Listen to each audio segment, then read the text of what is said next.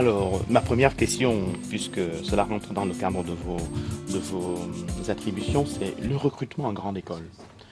Si on veut avoir une classe moyenne ou une classe de chefs d'entreprise euh, qui ressemble à la diversité française, est-ce qu'il ne faut pas encourager justement des filières de recrutement qui ressemblent à la sociologie de notre société?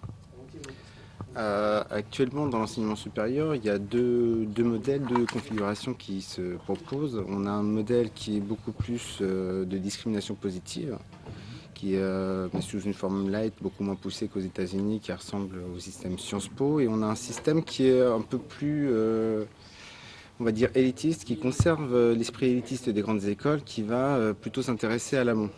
Ce qui D'accord, ne veut pas dire que le système Sciences Po ne s'intéresse pas à l'amont. En fait, d'accord. la plupart des grandes écoles en France commencent à vraiment s'intéresser sur le niveau lycée et maintenant collège. C'est une des grandes nouveautés qui sont dans les cordées de la réussite. Le programme qui avait été labellisé par Valérie Pécresse il y a un an et demi maintenant. D'accord.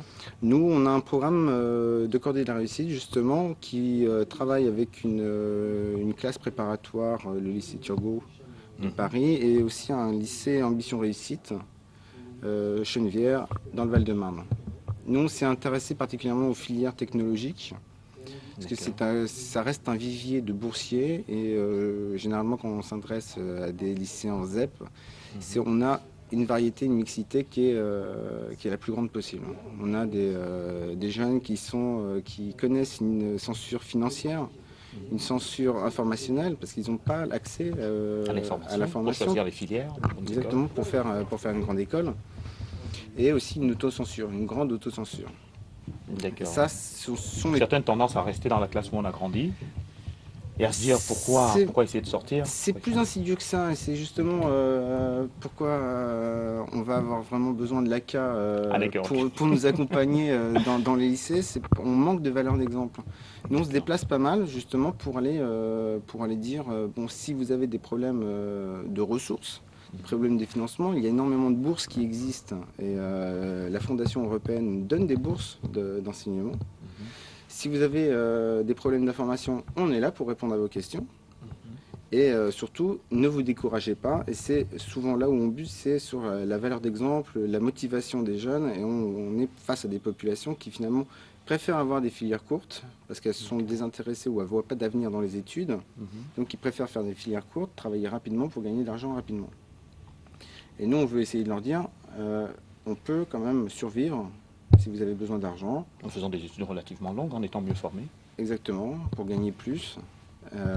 Et finalement avoir un meilleur avenir, avoir une égalité des chances qui soit corrigée par rapport aux défauts qu'il peut y avoir dans les zones d'éducation prioritaire. Mais est-ce qu'on peut mettre en place une telle politique sans donner l'impression à ceux qui en bénéficient qu'on fait du rattrapage?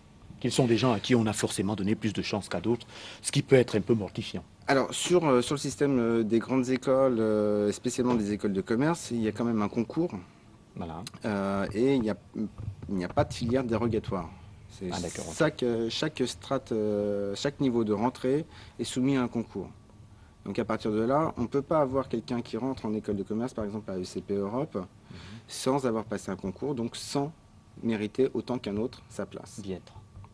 Ah d'accord, ok.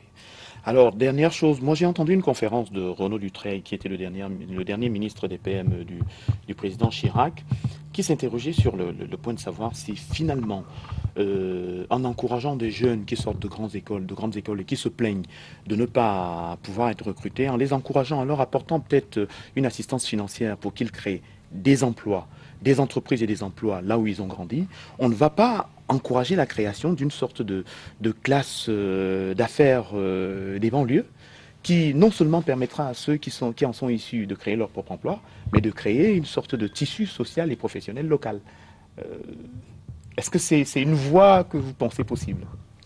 Bah, C'est aussi pour ça que vous les formez, non? moi, ça me fait beaucoup penser à un autre programme d'ouverture qu'on a mis en place, Oui, qui est la formation Collège Paris Factory. Alors le nom est un d'accord. petit peu Le grec-latin. anglophone, mais en fait c'est une formation qui est destinée aux auto-entrepreneurs. Et D'accord. le problème d'avoir un biais comme ça d'une catégorie professionnelle qui se met en place, qui s'enclave et qui finalement s'auto-alimentent mais qui ne rentrent pas dans l'économie. C'est justement une des grandes peurs du statut d'auto-entrepreneur, que ça devienne finalement un circuit parallèle par rapport à l'économie normale. Ce qui est, a priori, on n'a pas beaucoup de crainte là-dessus. Et nous, on s'intéresse pas, enfin c'est pas qu'on s'intéresse pas, mais on n'aime pas la notion de barrière géographique. D'accord. On veut vraiment casser ces barrières-là, qu'elles soient financières, géographiques, culturelles, sociales. On a vraiment envie d'abattre les barrières pour que les gens se rencontrent, pour que les gens aient tous les mêmes opportunités. Qu'ils aient des passerelles. Donc sur la formation auto-entrepreneur, on a lancé un module de formation qui est sur tous les mardis sur 5 semaines et qui va apprendre aux gens comment financer l'entreprise, comment trouver des clients et comment définir un business model simplement sur une activité d'auto-entrepreneur. Et on a ouvert cette formation à 20 € pour que tout le monde puisse y accéder, sans critères de diplôme, d'origine, de filière, etc. Donc là, on a ouvert complètement. C'est pas un programme de la grande école. Les personnes qui viennent ne ressortiront pas avec un master. On ne peut pas avoir un master sur une dizaine d'heures et pour 20 €. Malheureusement, on ne peut pas avoir c'est un bon début. Ma dernière question, est-ce que vous pensez que l'ACA, ces initiatives, vous apportent des éclairages sur la manière de faire mieux ou sur la manière de bien vous poser les bonnes questions? Je crois que ce soir, on a eu un excellent exemple, non seulement sur la qualité des intervenants, la qualité du public, et surtout le jeu d'échange que l'ACA a réussi à mettre en place, un parler vrai, concis, honnête, sans se cacher les yeux. C'était, je pense que c'est en ayant un discours le plus net possible qui va nous rapprocher le plus possible. Et je pense que c'est en ayant ce genre de discours, de dialogue, d'échange entre tout le monde qu'on pourra faire avancer les choses un peu plus vite. Merci beaucoup, monsieur Pierre.